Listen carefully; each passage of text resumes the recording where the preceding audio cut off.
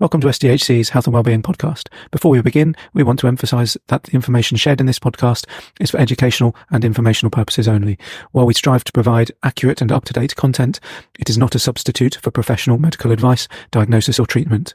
Always seek the guidance of your doctor or other qualified healthcare provider with any questions you may have regarding a medical condition. Never disregard professional medical advice or delay in seeking it because of something you have heard on this podcast. Remember, your health and well-being are invaluable, so prioritise consulting with a medical professional for your personalised care.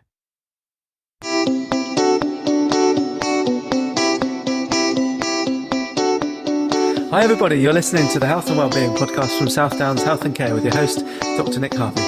The purpose of this show is to help people understand how they can help themselves and others with their health and well-being. Every episode I interview an expert to understand the latest evidence and advice on how to improve your own health and help others. This month I welcome Keith Grimes to discuss the topic of enhancing health and well-being through AI. Welcome, Keith. Yeah, hello there. How are you? Nice to see you this morning. It's nice to see you in reality. It's always feels like we're over Teams or something, isn't it? But the weird thing, of course, is that I live in Seaford, you're here in Eastbourne. We're actually, of all the conversations that I have, we're actually reasonably close. But everything is done over Teams these days and video. Yeah, it's crazy because we worked relatively closely together some time ago, didn't we? And I've chosen to kind of put my roots in locally, and you've really expanded your network, haven't you? Yeah. I suppose, well, it's I have done. I mean, I still live my life here in Seaford and Lewis and nearby, and you know, in terms of most of the business that I do is up in London. But yeah, I take a very global perspective. And when you're working in the world of health technology or AI, the UK definitely punches kind of above its weight, but you would be foolish not to consider what's happening around the world, being really curious about how healthcare is provided in different parts of the world, how technology is used to assist with that, how people care for themselves around the world, and then trying to learn from that and bring it back as something that I've always loved. So yeah, there's only one way of doing that, and that's engaging with the world. Yeah. Absolutely. Exciting. I got a bit of FOMO from you, I must say. Anyway, to stick to my script, I was going to say some amazing things about you. So Dr. Keith Grimes, he's a GP and digital health and innovation consultant. He's the founder of Curistica, a radical clinical innovation consultancy, which helps visionary leaders develop ideas that change the world. Originally from Scotland, he trained at Aberdeen University and worked as a GP for many years. During his time as a GP, he founded the VR Doctors Group, trying out new approaches to medical care, and was the lead for innovation at Eastbourne, Hailsham and Seaford CCG. Dr. Grimes has a global people-centred approach focusing on using technology to remove geographical, social and economic barriers to accessing care. With a medical and commercial mindset, his experience of over 25 years as a doctor, coupled with his leadership roles at the forefront of the UK's health tech industry, give him a unique perspective.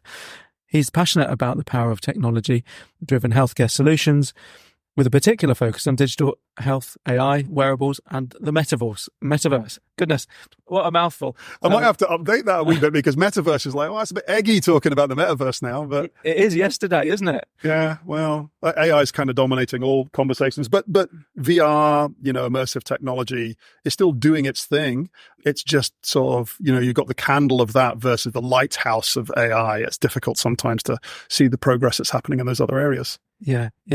And AI is such a big term as well, isn't it? It covers so many things. And I guess we're being swallowed up by that whole umbrella at the moment. Yeah, it's true. I think there are lots of different definitions of AI, and that is part of the problem, because if you say artificial intelligence, people will immediately have in their mind what they think that means. And artificial intelligence as a term is one that's been around for a long time, since at least the 1950s, describing almost any automation of something that might otherwise require a human brain. And that can be, in some ways quite simple. There are ways in which you could define a calculator as being artificially intelligent because it automates that sort of calculation function. But I think when people talk about AI now, as time's gone on since the 50s and new technologies have come along, and we've gone from expert systems to machine learning and deep learning, and then onto what we have with generative AI. All of a sudden you're like, well, when you're talking about AI, what do you mean? And people kind of defer to the sort of more advanced forms as well, or sometimes even more advanced than we currently have. And so maybe people, when they generally when they talk about AI, are thinking of something quite advanced, something that is very similar to a human's capabilities. And anything less than that is sometimes seen as slightly old news.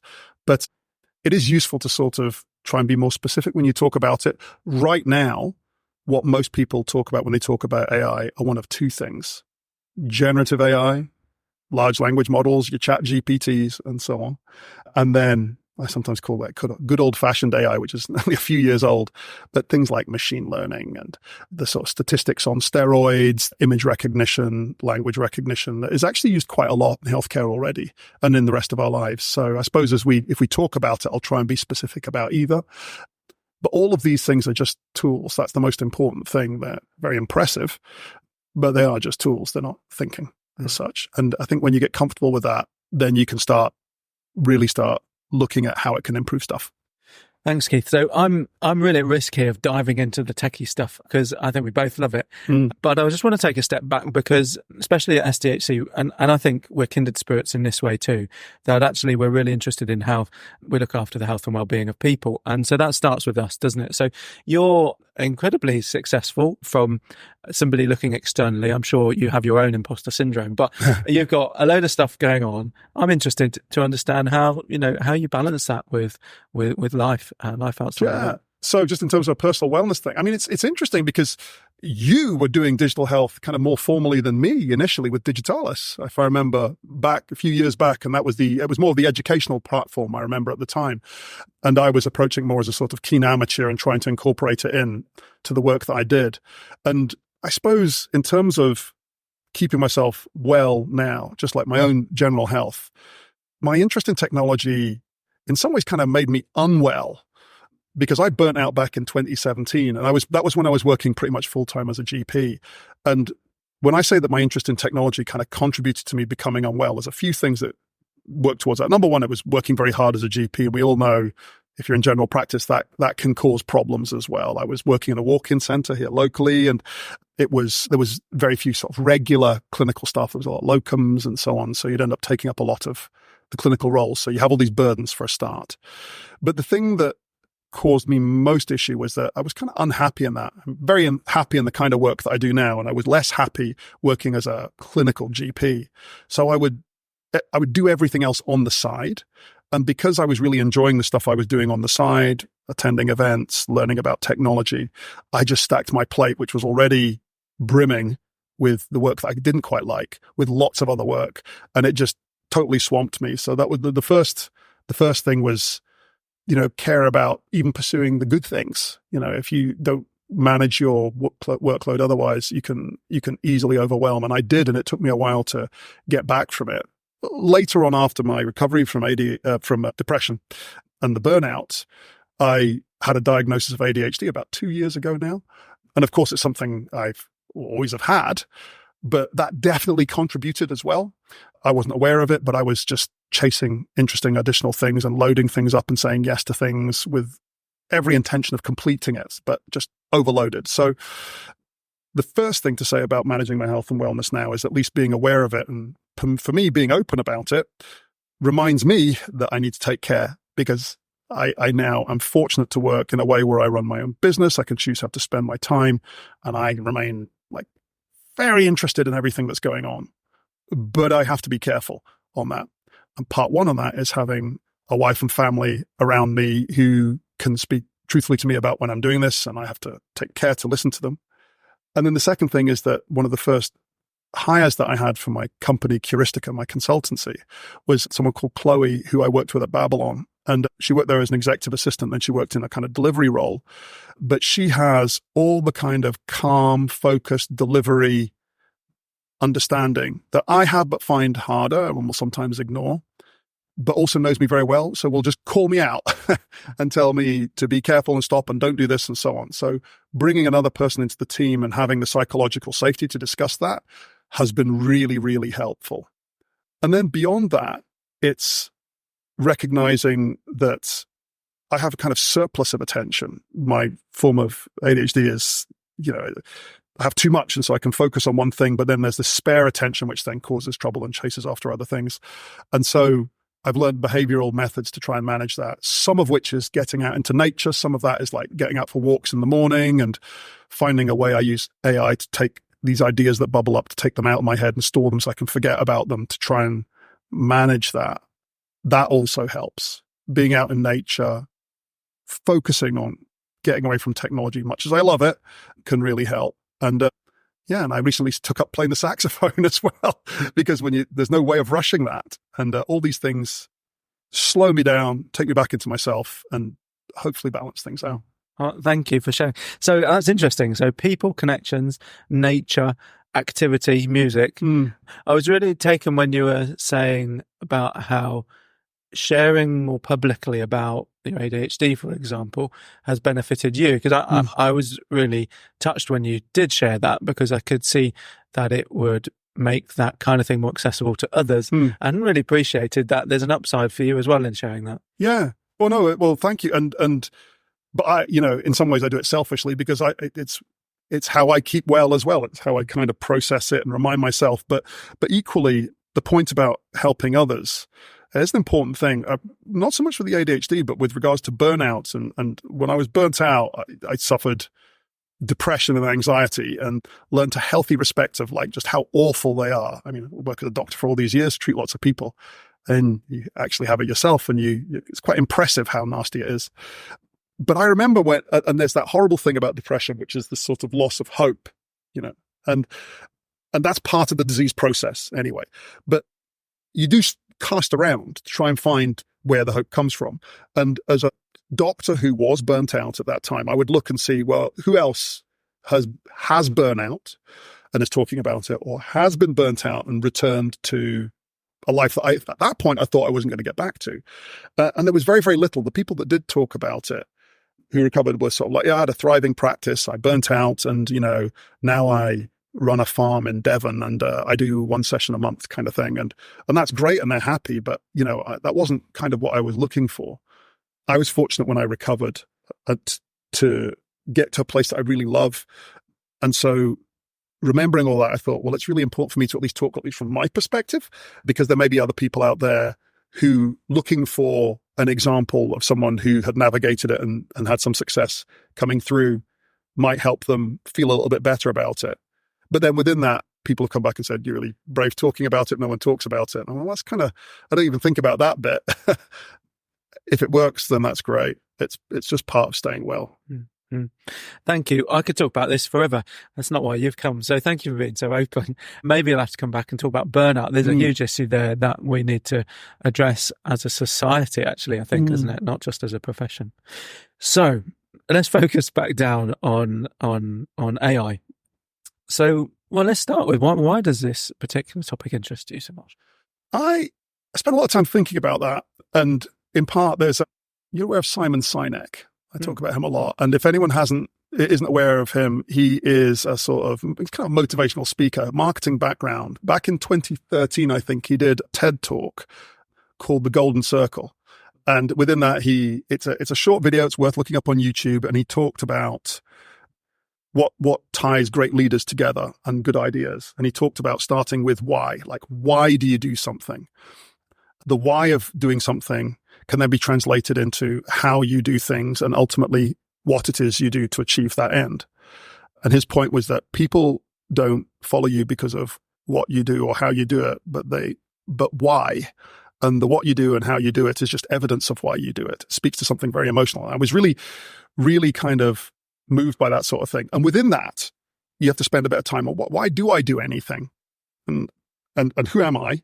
And what is it I like? And I've always loved technology. Like literally my earliest memory is like being like, I swear I was like sitting in nappies watching Thunderbirds or something. I've loved technology all my life. And so why do I do any of these things? I just love technology. I don't know why. It's just primal. I just love it. I love gadgets. I love all of that sort of stuff. AI is very, very appealing in part because of that and the sort of science fiction aspects and so on. But there is something quite nice about the ability to be able to, it's a kind of creation type thing. It's not the sort of physical act of creating something like building something literal or programming, but it's about sort of conveying how you think and shaping how you think and transferring it onto something else and then scaling your impact. And so I think AI is really nice personally from that point of view. But I like the fact that it does that for anyone. Like, that's the most appealing thing. And generative AI, as I worked with healthcare and technology, and I was looking at the challenges either here where I work in the UK or around the world, it seemed like there was no real solution to the problems, because we spend so much time saying we just need to get doctors and nurses to see patients. We're never going to get enough doctors and nurses to see patients, particularly on a global perspective. So there has to be some sort of solution. Do we prevent illness? Yeah. Yes. Do we have technology to do it? Well, yes, but there wasn't one. But with the development of AI, I'm like, there is some light. There is some light at the end of the tunnel. It's not there yet, but all of a sudden I'm like, this is showing that it's possible. And once you sort of sense that, you're like, right, okay, this is great. I love playing with the technology anyway. It can actually fix something that I care deeply about. Now the problem is only working out how to use the two together. And that's where the work starts. And so AI is great for that. It's interesting listening to you talk there, because you're skill stacking, aren't you? And Stephen Bartlett talks about that. You've chosen two things that you love and you've put them together. Oh, yeah. If anyone can find that, it's easy to say. It's really hard to do. And it's also, even if you kind of know in your heart of hearts what it is, it's still a gutsy thing to do it. Because along the way, I've had plenty of criticism about the things that I've done, and, threats of being reported to the GMC for doing remote consultations back in the day, but like now it seems crackers that would happen. But no, it was seen as a deeply criminal act to speak to a patient over a video call, in 2016, 17, for some people. Yeah. Of course, now it's easy, but we don't want to do it, but takes a moment. Yeah, tricky. So that's interesting, because we're looking back less than 10 years actually, and video consultations were a no-no. I remember those conversations around Skype and how are you going to make this compliant, or is it compliant anyway? So in less than 10 years, we've come to a position where that is a norm. In fact, there are companies built on just doing that. Yeah. What are you going to see in the next 10 years then, do you think? It becomes slightly harder to predict that far ahead now because of the pace of change with AI. But it's I think the line was that people underestimate what will happen in 1 year, or overestimate what will happen in 1 year, but underestimate what will happen in 10 years. So I still think that it will, even with the pace of AI in healthcare, if we just tie it down to that, we're at a point now where I think it feels like it's calmed down from like a fire hose to a garden hose, and we in the industry and in healthcare, I think, have a grip on things a little bit. Like, okay, this is what this technology can do, but we need to make sure that it's safe. This is what the regulations say. So it feels a wee bit calmer now. And there's a period of time where at least people working on the inside, working very hard on taking these technologies and actually literally getting them out there. Because it's not easy. It's easy to sort of say, oh, this technology will replace what a doctor does or replace what a nurse does. But the act of actually making that change is actually quite hard. So we're all working on that a lot at the moment. The thing about it is that it's going to take a little bit of time to get generative AI, this general purpose technology that's capable of doing a lot of different things. First of all, to work out what it does. And second of all, to work out where to use it safely in healthcare, and then how to put it all together. So there's going to be a couple of years maybe of that happening, with a few little areas where it's being used. Good example might be ambient documentation. So I do some advisory work for a company called Tortoise, and there are other companies out there that do similar things, where when a doctor's speaking with a patient, it will listen to the audio, it will transcribe it, much as a sort of series of captions, transcription, but then it will also use generative AI to convert that into a note, the sort of note that a doctor might write in an automated way, but in a kind of very high quality way. And what that does is that reduces the burden of the doctor or the nurse speaking to the patient, so they're not having to type. It's all kind of done for them. And that would certainly help a lot. We're going to, there's challenges of getting that right and changing people's practice. So we're going to see a wee bit more of that. But in the meantime, people will be learning about other things, like when can this technology actually give solid clinical advice that you can depend on to augment a doctor's ability to be able to practice, or allow a nurse to upskill to the role of a doctor, or an HCA to upskill to the role of a doctor, and so on. So I think things will happen slowly, then very quickly from that perspective. And then what does that mean in 10 years' time? Well, I think there'll be lots of the work that we do right now will be substantially automated. Now, it may be mostly kind of administrative stuff. Hopefully it'll be the stuff that we hate. Like the things that we want to automate are the things that are forcing humans to work like machines. That should be exactly what we should be doing. So getting clinicians to write code, to, or record codes, to write notes, to manually follow up things, to transcribe codes from hospital letters, to keep track of all these things. Like, machines can do all of that. But we have to be very careful that if we do that we're going to free up some time. And what that time should be there for is the thing that's uniquely important about being a human and consulting, connecting with someone, providing care, as opposed to just either cramming more and more patients into that space, or doctors literally doing two things: signing off AI decisions and being sued if things go wrong, which is possible if we don't engage with it. So I think we've got some important engagement to do with this technology. And part of how I do my part is to tell people about it and help train people so they can use it, so they can understand it. But people should keep an eye on the pace, because it'll feel like technology is marching very fast outside, and people will be saying, well, it's not moving very fast within the NHS. But that's in part because there is some quite sort of frantic work to get over the basic hurdles, and then you'll start seeing them come in, and you'll be accelerating, but just slightly more delayed. So hopefully that's not too complex to follow, but I think we're going to see much more in the way of automations. We're going to see much more in the way of upskilling staff. What that then means is, well, what then for the very skilled staff? What are they going to be doing?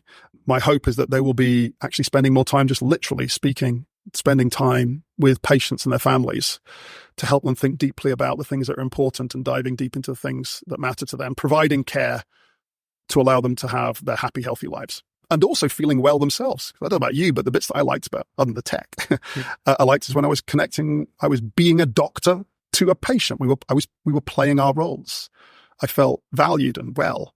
And that's kind of been boiled out a little bit recently. So nice to get back to that. Absolutely.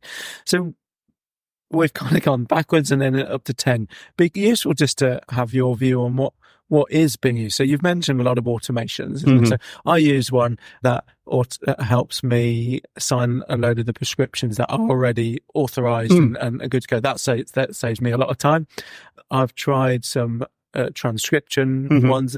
I found them useful where there's a lot of complexity going on in somebody's life, and it can really capture it, and I'm focusing on that. Yeah. I didn't find it so useful in the more straightforward presentations. Might be quicker doing it the older way. Yeah, exactly that.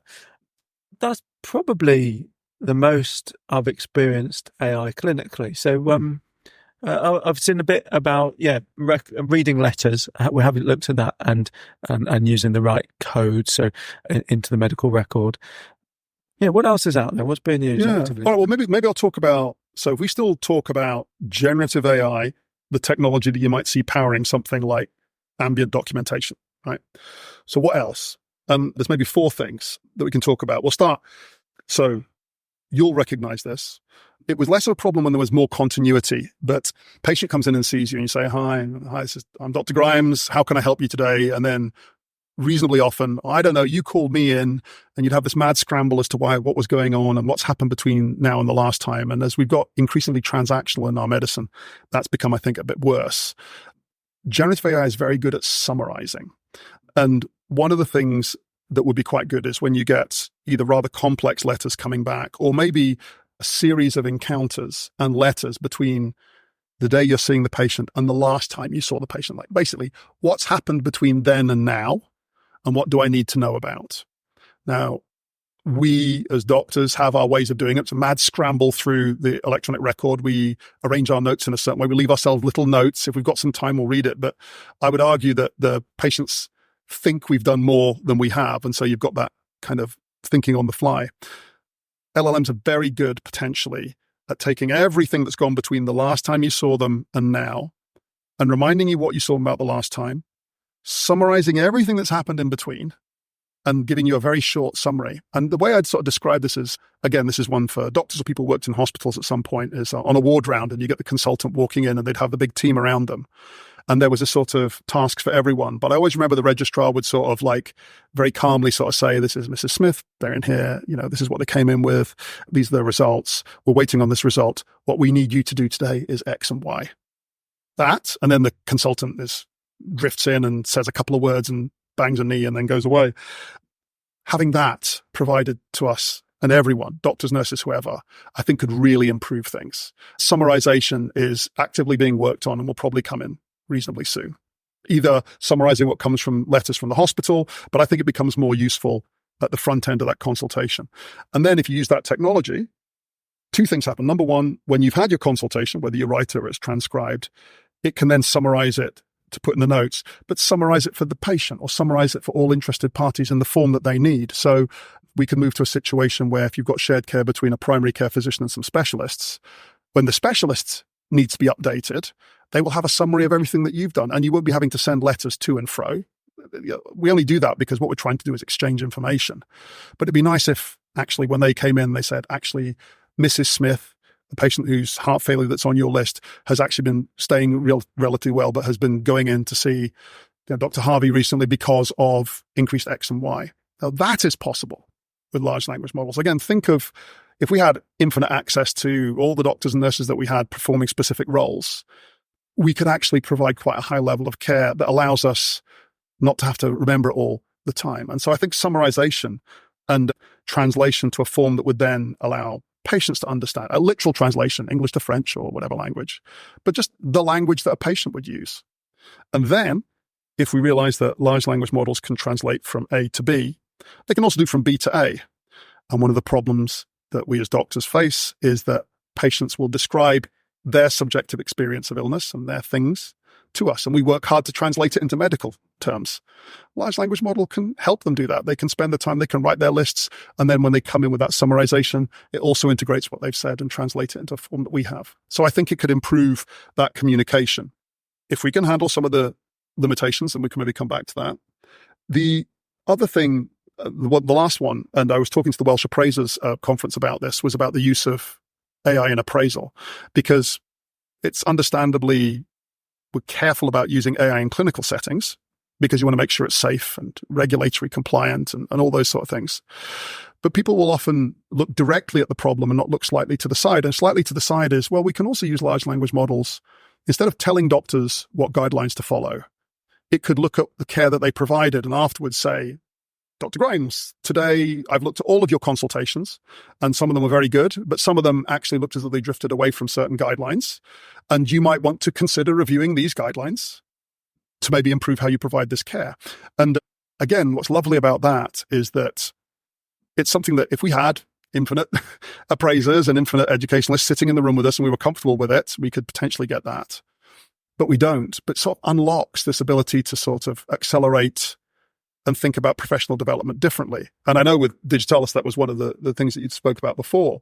So we can think differently about how we raise the quality of what we do, because it's an additional opinion on how we're practicing. So, I mean, those are just three things that I think will come down the line sooner.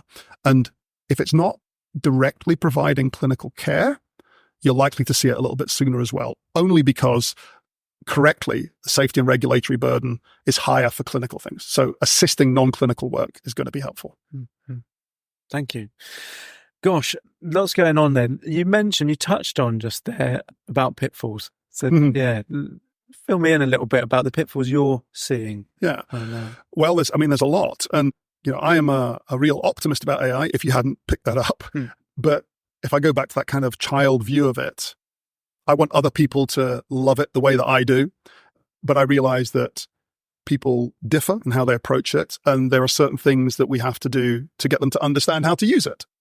And part of this, and it's important to me as well, is safety and regulation, really understanding what these technologies can't do or you have to be careful with. Like anything, there's always risk that you have to manage. Not knowing about what the limitations are drastically increases the likelihood that you're going to run into trouble. So I do a lot of courses teach a lot of courses on introduction to generative AI, and then teaching people how to do something called prompting, which is writing the instructions to get things like ChatGPT and Copilot to work. And then that's the bit that everyone has the most control over.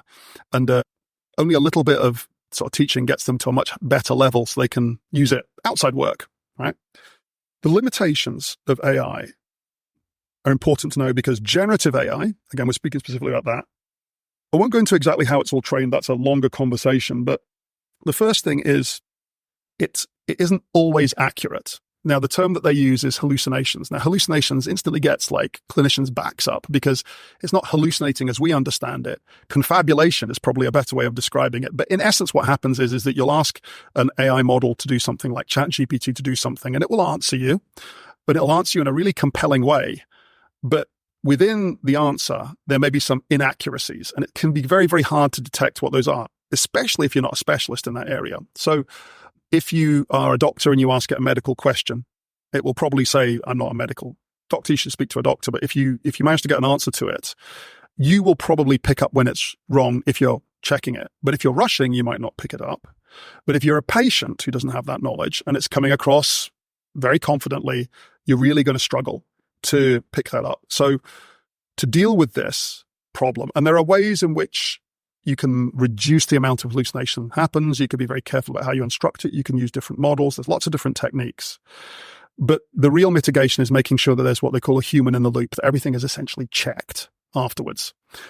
Now, that's fine for some things, but that also takes time. So the simple equation I use is, all other things being equal, if the time taken to do a task without AI, is greater than the time taken to do that task with AI, plus the time taken to check it, then you can consider using that form of AI. And I think people don't spend enough time thinking about that, or the fact that humans are not very good at vigilance, particularly over a long period of time. So when it comes to hallucinations, you have to be aware that they're there. There's ways that you can reduce them, and that will limit when you use them. Now, AI moves fast. And so how we manage hallucinations and the rate of hallucinations is always falling. It may never go completely. So it's best to learn about how these things operate, so then you can choose how you use it. And when I teach people about prompting, I teach them how to do it and then say, use this in completely non-clinical, like completely outside work. Use the right party invitations or complaint letters or whatever it is, because you're learning about the technology and its strengths and limitations all the time.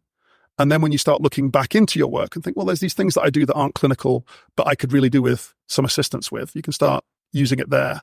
And then as time goes on, you'll get more skilled, and then the technology will improve. You'll be clearer on how to make it safe for clinical use. And then you can start using it there. That's the general strategy about understanding one of the risks, hallucinations, and how you get to use it. And there are some others, but I'll just pause because hallucinations is the big one that people think about. Thanks. Yeah, it's triggering a memory from me. So I started experimenting with it quite early. And a patient question, a child's question was, why can't I get this antibiotic in strawberry flavour? So I was like, I know what. Let's look it up. And it came up with a really plausible reason around the flavourings having an interaction and things like this. It was a really detailed explanation. So I was really proud of myself. Until I then found out that they did do it in strawberries. So the question was completely the wrong question, wasn't it? And that's the danger, I think, isn't it? Is asking. Well, yeah, particularly there's a very good example of a lawyer in the US or Canada. I think it was the lawyer in the US. There's another one in Canada that happened where GPT came out and people weren't being terribly critical on how they used it. And a lawyer wanted to do some work before they went to court. And so they used it to sort of look up case law. Now, one of the things that hallucinations can do, if you ask for references, is you could say, answer this question and give me references. It will merrily do that. It's got better. It's being AI, but it will make up references that for all the world look like they could be completely legit. They look legit. They'll even provide you with a web link, but sometimes you click on this link, it just goes nowhere. Or it's got nothing to do with it. But in this case, the lawyer did their research, went to court, argued the cases, and of course the judge was like, well, I'm not aware of this particular case, and then looked at it and said, this case is just totally made up. And the lawyer was left with a egg on their face, but also claiming, well, I didn't realize that it wasn't accurate for doing this. And of course, that's no defense. And that is something as not nearly as important as medicine. Of course, it is important. But think about that from the medical perspective.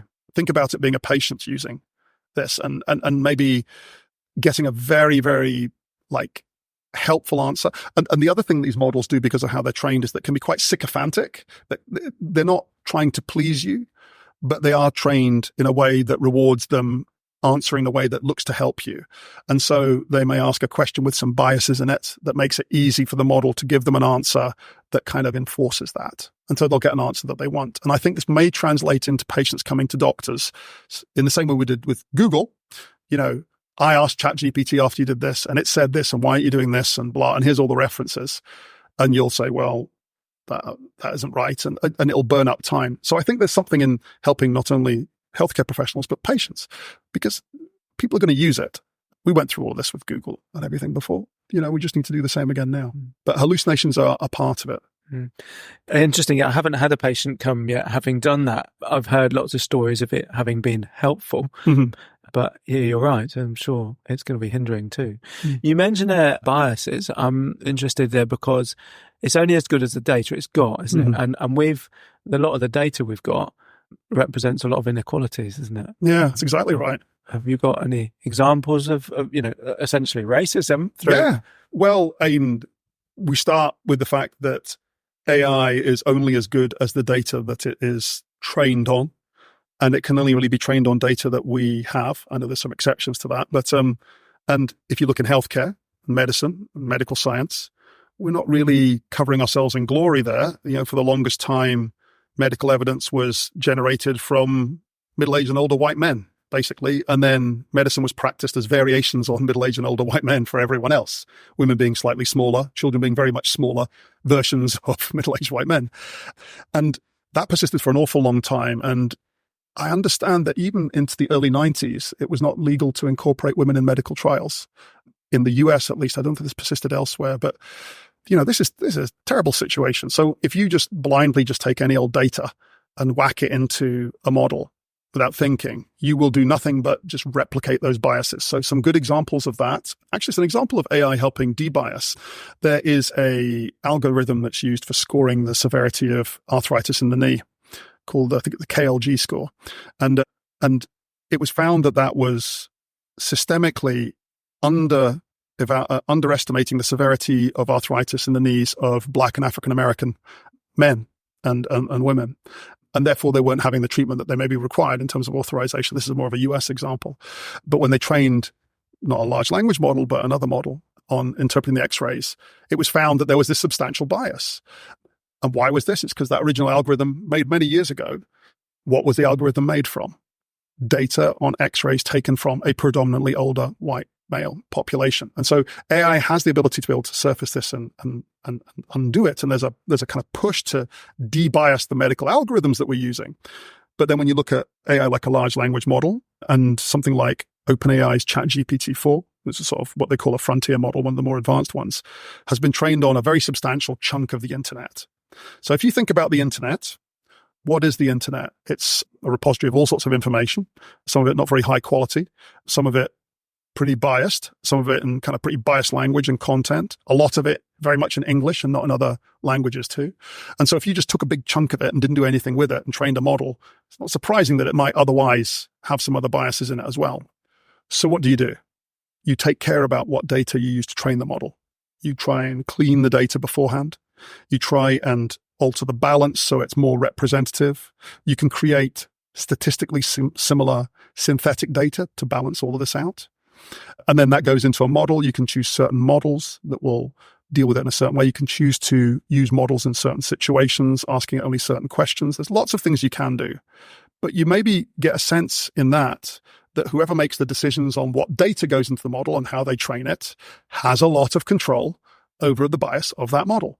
And who trains the models right now? Large companies with deep pockets, mostly based in the Western world. And when you look at the performance of these models in some studies, it talks about imitating human behavior. But the question is, what humans? Around the world, there are entirely reasonable differences of opinion on what normal practice and behavior and beliefs are that aren't reflected in models because they're being built in certain places.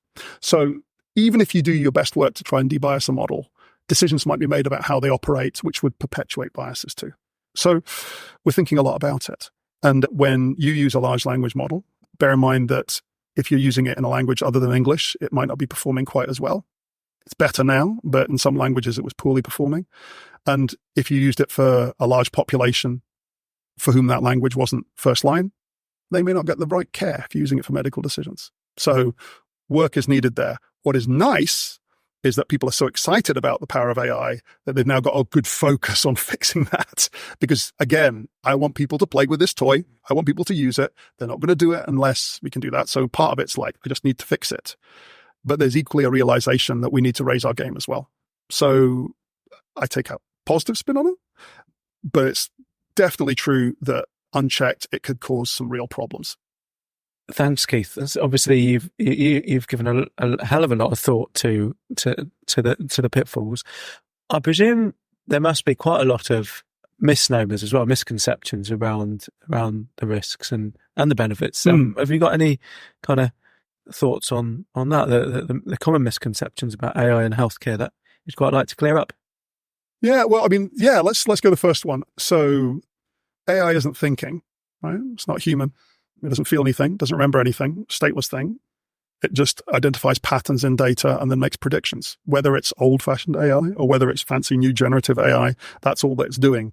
It just so happens that if you do that with lots of tech and lots of data, what it then does is very useful as a tool and actually looks an awful lot like thinking.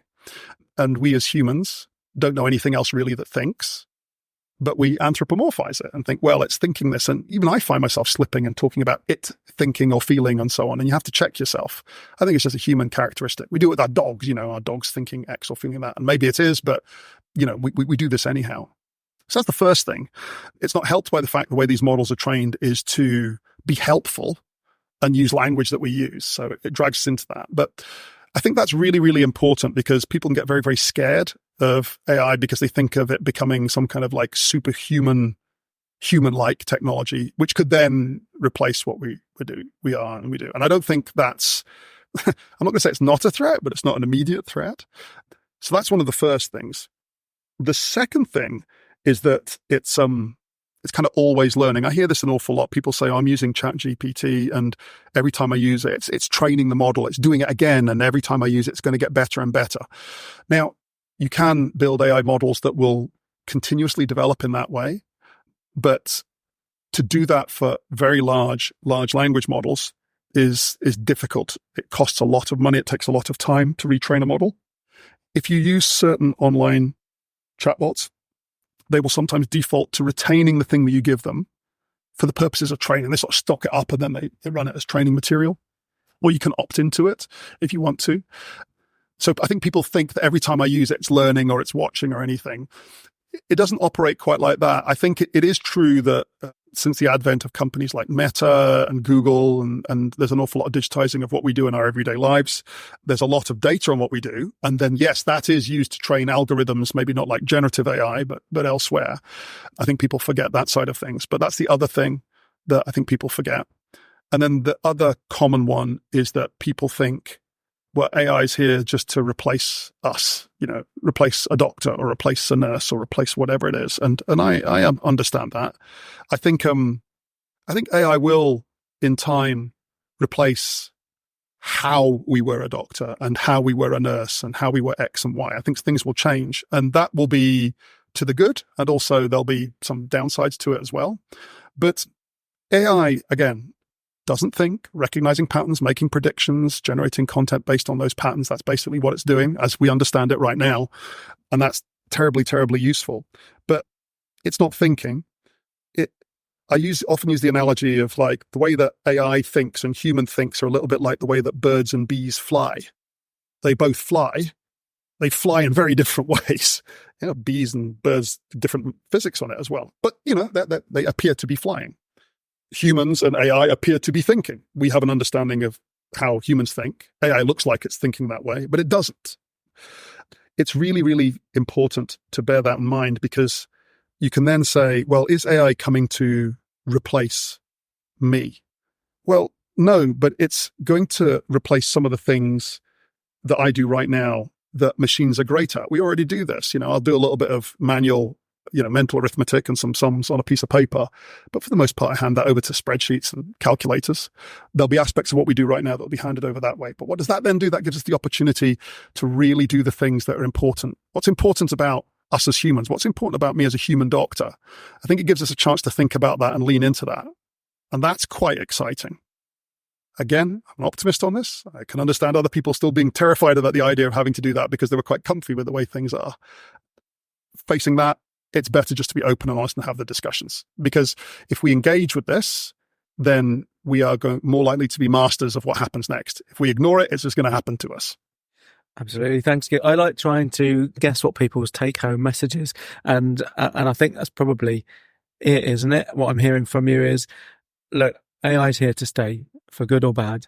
Embrace it because you'll learn how it can be good and how you can stop it being bad.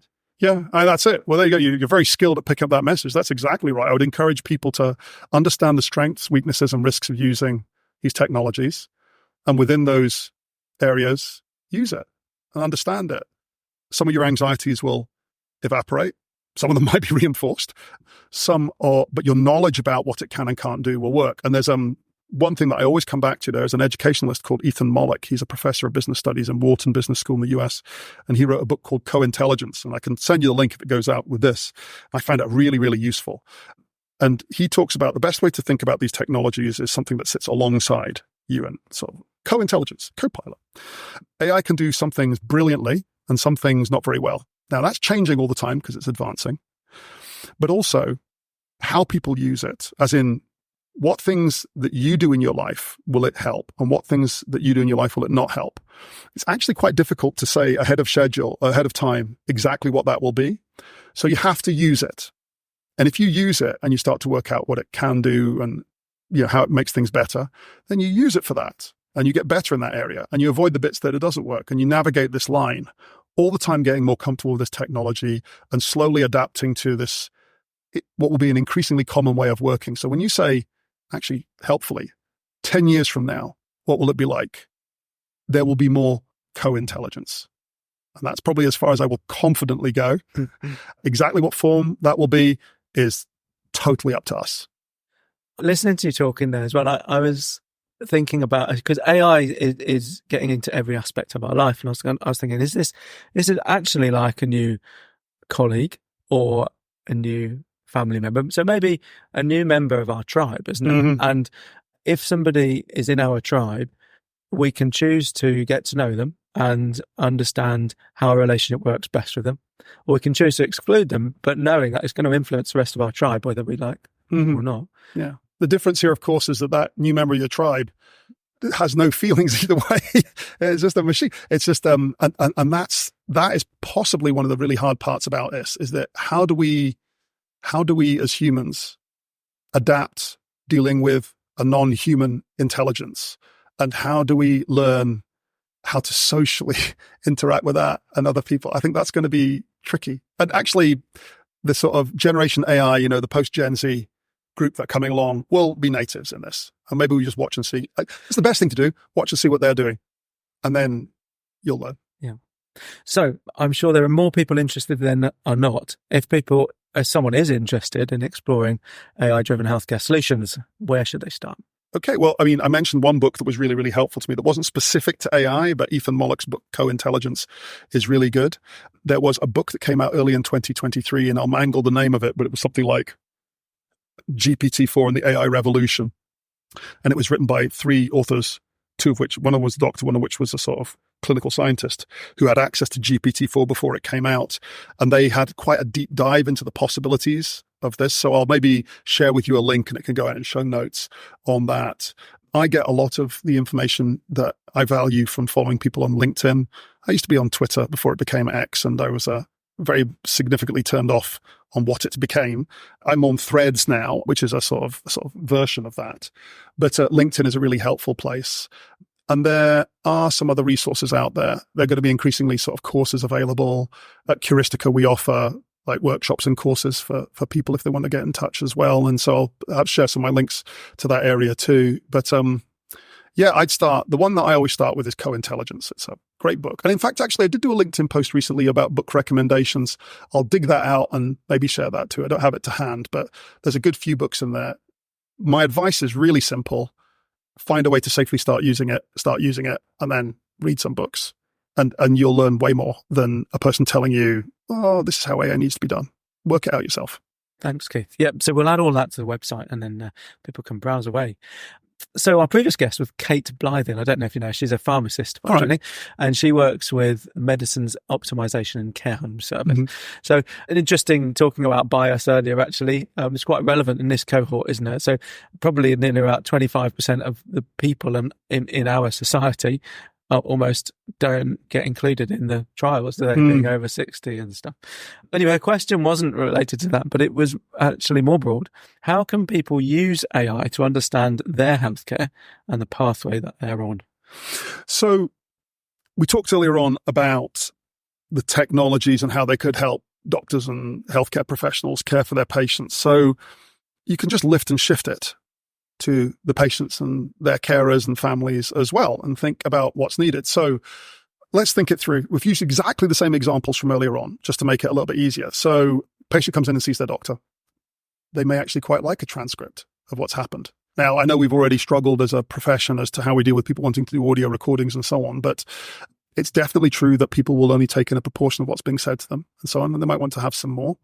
Maybe they want to have some more patient-facing information of this. So ambient documentation will do this almost as standard. So that's the first thing. But people can also access the transcription software themselves and do this. I mean, that's a tricky one because it goes into the same area as asking for permission to do recordings and so on. But people can start to collect their information, or with care, they can use the technology to sort of help understand some medical terminology. Now, remember, we talked earlier about the problem with hallucinations and so on. So I would never use it on its own. And if you're a non-clinician, the risks of not picking up hallucinations is much, much higher. But you may want to use GPT-4 or something like that alongside trusted sources of information to help you better understand things. And what I mean by that is, so when I read a medical journal or sometimes an AI paper and it gets fearsomely technical, I still want to read it. I still need to understand it, but I'll get to a bit and I have no idea what this bit means. But what I will sometimes do is use generative AI and say, see this bit here, can you explain this as if I'm like 12 years old? Just explain it to me. And it will go through it. And then I'll kind of crank up the age level until it's getting close to what was there. And then I'll take another run at the hurdle. So I'm reading the original piece, but it's helping unpick the bits that were causing problems for me. And I think there's an element of being able to use AI for that. As time goes on, I think patients who have access to their data might want to summarize a lot of information. I gave some talks recently to patients with rare diseases, and they typically have lots of notes and struggle with that. As the technology develops, I think it'll be very helpful to bring that all together. Remember, we're still dealing with issues with hallucinations and so on. It's probably not there right now as a standalone, but that will be very, very helpful. And then translating hospital letters and so on. You know, if you're lucky, a doctor will dictate it and it comes out in the form, but they may not be great at that. Translating it into a form that a person understands, that another member of the family understands, in a language they understand, all those sorts of things. AI can really help boost understanding for patients, to help them feel a little bit more activated and reduce, ignorance is not the right word, but like reduce uncertainty or the loss of facts. So to make them feel they understand things more, as long as it can be balanced up with ensuring the factual accuracy. I wonder if there's another thing, listening to you, I've never tried it, so I'm going to go away and try this with my patient, but I wonder whether asking, say, ChatGPT, what are the questions I should ask my doctor? This is what I'm worried about. What are the questions? That's a brilliant example of looking to the side of the dangerous problem, which is like, what's wrong with me? But saying, okay, I'm going to see the doctor later on today, and I'm worried I have disease X. What are good questions for me to ask to make sure that the doctor's understood me correctly? How should I prepare? Is there anything that I should make sure that he covers? If I only have a short period of time, what are the most important questions? Now, there are some risks with that because you may get some incorrect information. But what's good is if you incorporate that alongside it, people can get an opportunity to kind of rehearse what's going to happen later on, because we are, in an ideal world, we have a lot of time, but we don't. And so it can be really helpful for people to bring these things together. That would be a really good way to try it. And even you can actually get AI to play the role of a doctor and rehearse a conversation if you want to. You can even do it verbally with some of these apps as well. I use the verbal aspect of OpenAI a lot because it's a really nice way of doing it. But again, care and attention on that. And I would also say that if people are doing this at home, be absolutely sure that you're using a platform that isn't retaining your data and using it for training. And if there's any doubt, anonymize what you're doing, take it to something else and talk about it, because that is a risk as well. We mentioned a little bit earlier on about what's used for training. Just be careful. Thanks, Keith. So we're coming to the end. You'll be pleased to know. And in our next podcast, we've got Jason Newbery to discuss promoting health and wellbeing through physical activity. So what would you like to ask him? All right, let's keep it on the sort of promoting physical activity. Yeah, it'd be interesting to understand what the current state of thinking is on this, because over the years, I've struggled with my own physical activity and also advising patients too, and so on. So if there's any kind of new thinking on that area, because heaven knows I haven't been as successful with myself or my patients as I maybe hoped to. So that'd be number one. What's the latest on that? And then number two is passing the baton on. What does he think that AI can do to help there? Where does he see either traditional AI or new generative AI help people adopt healthier physical activities? Thanks, Keith. Yeah, that's a good question, isn't it? Because I'm still, I think the jury's still a bit out as to how much it genuinely affects the behaviour long term, isn't it? Yeah. But that's life, isn't it? Yeah. It's funny when I talked earlier about the why of it. It's like, how do you deal with the world's problems and this mismatch of demand and supply? Number one is you prevent the illnesses. Okay. And then there's let's find a way to scale how we fix it. I cleave to the scaling how we fix it. In part because I like the tech, but in part because of exactly what you've just said. Changing human behavior, oh my God, it's hard. And it's a constant effort. And so I'm like, well, if I could just provide enough care, then I don't have to worry about the difficult bit. So that's why I go that way. So yeah, if he's got a way of sorting that, I'm all ears. Awesome. Well, look, Keith, it's been amazing talking to you and connecting with you. It's a real privilege to be able to spend so long to dig inside your brain a little bit. So thank you very much. Well, thank you for spending time digging into my brain and chatting. It's some good stuff.